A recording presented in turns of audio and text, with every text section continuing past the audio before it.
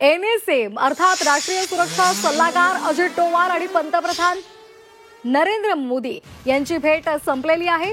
मोदी आणि डोवाल यांच्यामध्ये जवळपास तासभर चर्चा झालेली आहे। आताची महत्त्वाची बातमी, राष्ट्रीय सुरक्षा सल्लागार अजित डोवाल आणि पंतप्रधान नरेंद्र मोदी यांची भेट झालेली आहे आणि त्यांच्यामधली बैठक ही संपलेली आहे।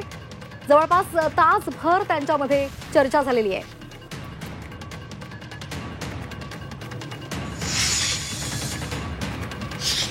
आणखी एक महत्त्वाची बातमी समोर आली आहे। केंद्रीय संरक्षण मंत्री राजनाथ सिंह आणि सीडीएस यांची बैठक संपलेली आहे।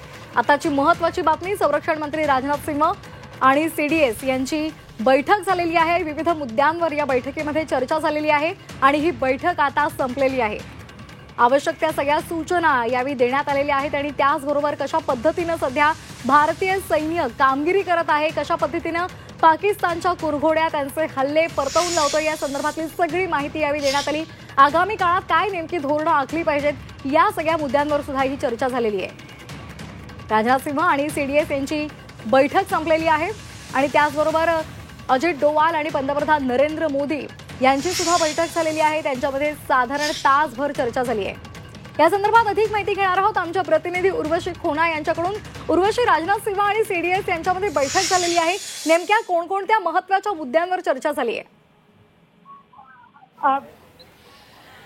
वेगळ्या वेगळ्या ज्या सिक्युरिटी कन्सर्न्स आहेत त्या संदर्भात जे आहे, जस्ट आता आपण बघितलं तर अजित डोवाल हे पंतप्रधान नरेंद्र मोदी यांच्या घरातून बाहेर निघाले आहेत, त्यांच्या निवासस्थानाहून बाहेर निघाले आहेत। काहीच वेळापूर्वी भारताकडून खूप मोठा असा एक आता प्रेस ब्रीफिंग झाली, संयुक्त प्रेस ब्रीफिंग होती परराष्ट्र मंत्रालय बरोबरच संरक्षण मंत्रालयाची। त्यात खूप मोठे मोठे दावे केले गेले।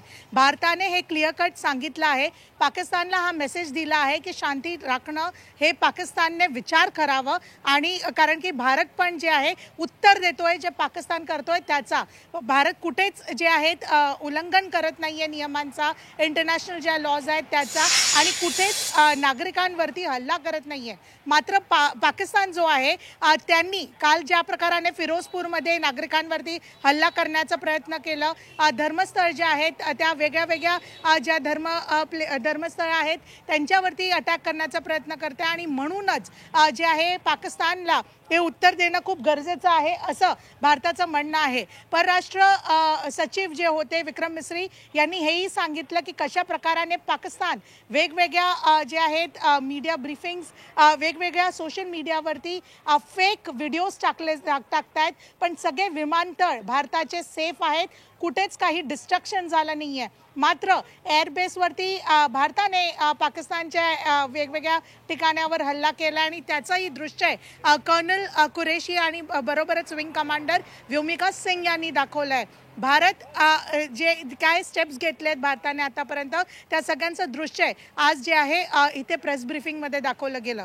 बरोबरच पॅरलली आपण बघतोय की वेगवेगळ्या बैठकी सुरू आहेत, बैठकींचा सिलसिला सुरू आहे। अजित डोवाल हे आता जस्ट पंतप्रधान नरेंद्र मोदी यांना भेटून बाहेर निघाले, 1 तासाची ही बैठक होती।